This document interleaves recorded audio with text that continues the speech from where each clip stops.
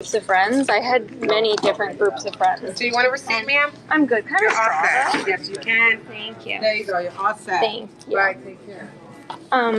So the people at the church, like the youth group, all of a sudden they had an issue with me. They had an issue. Like it was wrong of me to have.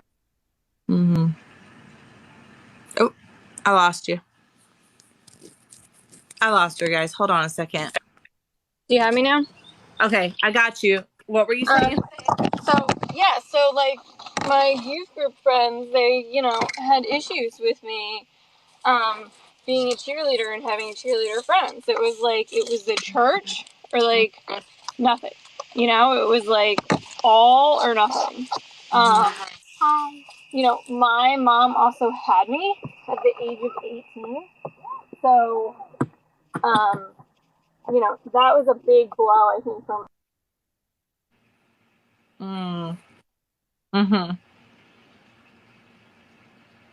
Yeah. But, all of a sudden Disney's playing again. What, like, my phone.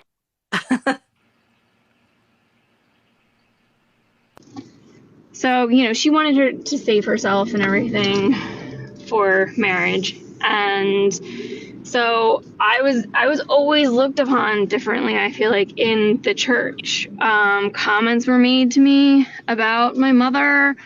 And like I said, my grandma was embarrassed because she had worked so hard, like, to raise my mom, like, not to, to go the path that she believed in and everything, and she didn't. So, there were some times that my grandma was, standing up for me. At one point, when my mom had another child later on in life, way later on, I was like 13, and, my mom has, she was on her second marriage at that point, and the lady came up to me and goes, "Oh, so now there's going to be 3 last names in your household, isn't there?" Like, this is somebody in church, like, at church. Like, what are you going to say? Like, and to a kid, to a 13-year-old, you're going to say that to a kid? Like, it was just so inappropriate. And there were so many inappropriate things in the church that I disagreed with. But I'm not crapping all over all churches. I'm just saying the experience that I had. It was hard being taught one thing and then experiencing another thing with people, like, I caught crap just because I was a cheerleader. Just because I was a cheerleader and I had a different group of friends other than them. So I know that's nothing compared to what you went through. Absolutely nothing. But it just speaks to the church, and how if they love one another and treat everyone with kindness and this and that and the other thing, and then they totally don't do it. So. No, absolutely. Like, and that's the thing. Like, it doesn't. My experience that doesn't trump yours. It doesn't trump anybody's, or vice versa. And sad, and that, I'm sorry that even happened. But unfortunately, that is the church. That's how it is. It's that, or you get not doing what you're doing. If you're not with small groups, not connecting with people with your small group, or if you're not hanging out with people, then yeah, you are going to be looked down upon. I was looked down upon all the time, even after I was kicked out. Like, I never, I wasn't part of their clique, and I wasn't a part of their gossip, and I wasn't following in their footsteps, and I wasn't being, whatever they wanted me to be at the time. Like, Exactly. And it's just like, no, like, I'm not gonna. But I stepped away because I'm also not gonna there and be gossiped about either. And that's what a lot of these places do. They will sit there, and the small group leaders will sit there and gossip about everybody in the group. And that's what was happening. Like, I was being used as gossip, and that is so disrespectful. It's inappropriate. And regardless of what they thought I was doing wrong, like it could have been handled in a better way. And of course I called them out on it. I was like, no, you're not gonna sit here. You have no business being a small group leader if you're gonna sit here and spread gossip about me. And like I just don't want any part of that. Like that's a turn. Like that's the biggest turnoff for me is when people sit there and they want to gossip about me, but yet their own life is in turmoil. It's just not what I want. And sadly for me, the whole thing, like I was brainwashed to believe that because I was born special needs and born addicted to alcohol, like that this was my fault and that I had a demon inside me. They still believe that. So why were you like, why did they say you were born addicted to alcohol? I don't get it. So I was actually born addicted to alcohol. My birth mom drank heavily while she was pregnant with me. And I was literally diagnosed with fetal alcohol syndrome at least 3 different times before the age of 30. Oh, I guess I don't know enough about it. I had withdrawals when I was born from alcohol. Well, I can see that when you're born. I'm thinking later on in life, how does that necessarily affect you? Obviously, it's in your genetics. If your mom was an alcoholic, yeah, you're predisposed whatever to it. But like, I don't see how you were still continued to be diagnosed with it moving forward.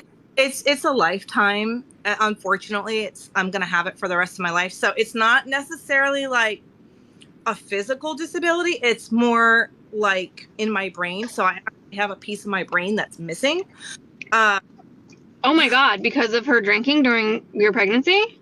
Yeah, there was one time, like years back, where I was in the emergency room and I hit my head or something like that, and so they went and did a scan of my brain, and the doctor, a smart ass comment, like, you've got like this deformity on your brain, right? And he showed a picture.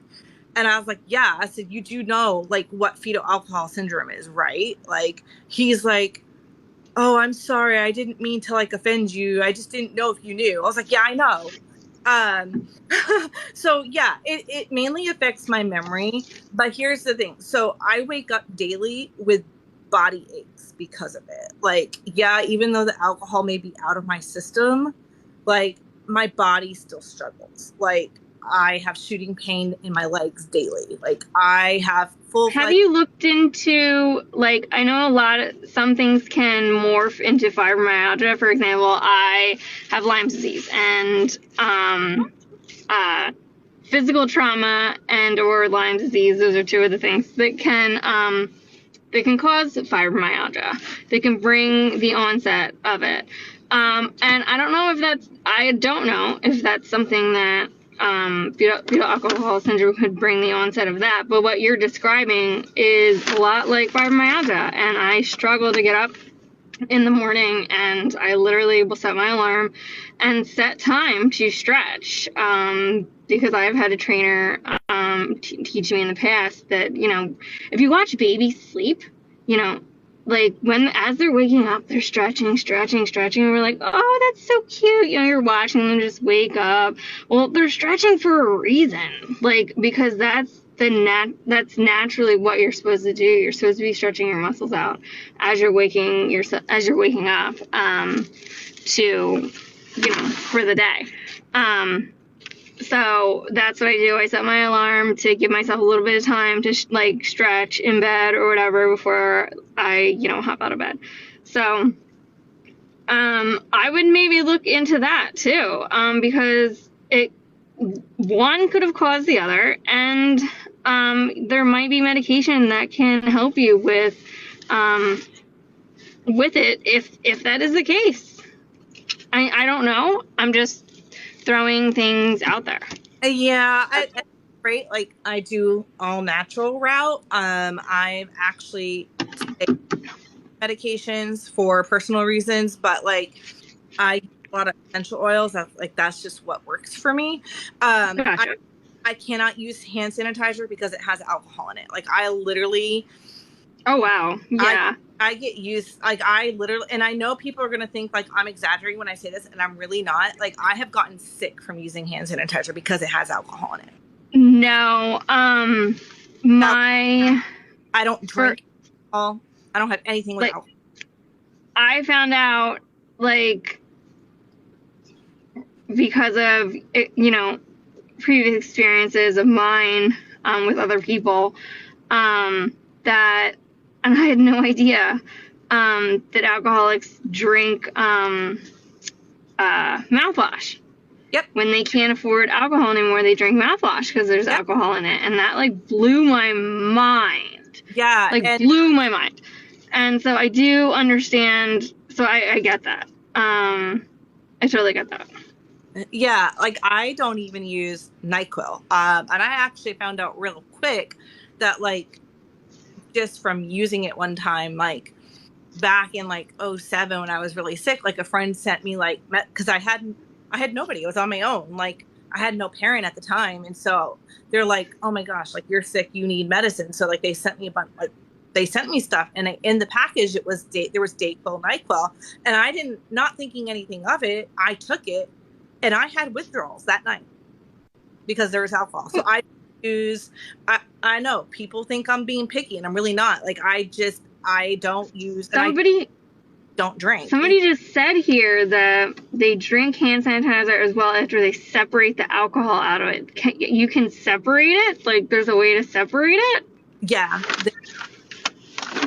That's insane to me. I didn't know this. This is like... alcoholics will do anything for alcohol. Well, I know that, yeah. Yeah, like alcohol, like there's alcohol in Dayquil. There's alcohol in any of the NyQuils. Like so when I say I use all natural stuff, like for headaches, like I because it's just what works. But I suffer, like, you'll have to do more research on it. But like, yeah, fetal alcohol syndrome is no joke.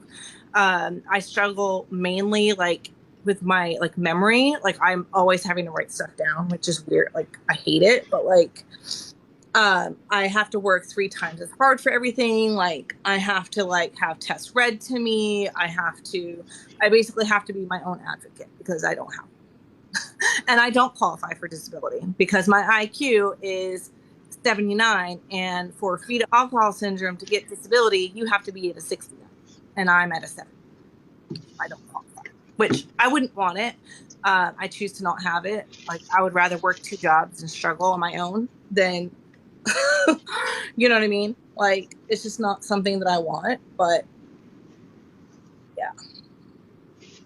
Oh, no. I mean, I completely agree.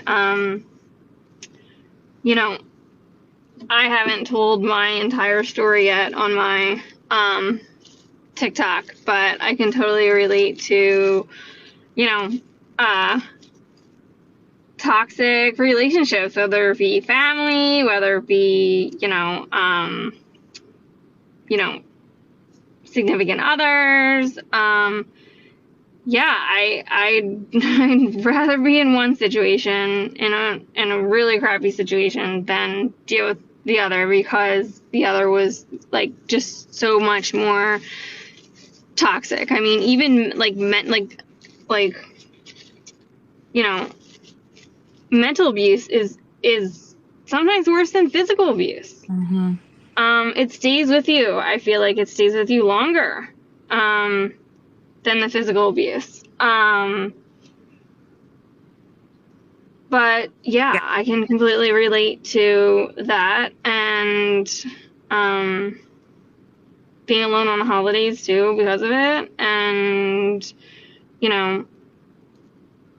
it is what it is, but my life, your life will move forward, and you're making decisions that, like, if you had them in your life, you would it would be worse. Like, yeah, you'd have them for Easter for one day, so one day might be great and fantastic, maybe. I don't know, when my whole family gets together, they fight. But one day might be great, but then the rest of it's just they're just maybe potentially, just making your life more difficult or hard or you know, mentally destroying you. I mean, I totally get it. I completely and totally relate. Yeah.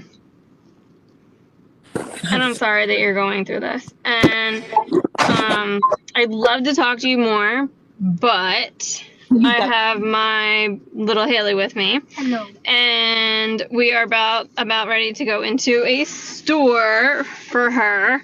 And so I'm going to have to say bye-byes because I have to love on my little. But I will definitely jump on one of your lives later, today, another day, whatever. Totally, I will check my messages too. I'm not sure if I saw your message or not. Yeah. And I gave it's on. Okay, let me check that because yeah, at some point. I'll let you go, but thanks for jumping on. Have a good day. No problem. You too. Have a great day. All right, talk to you later. Bye.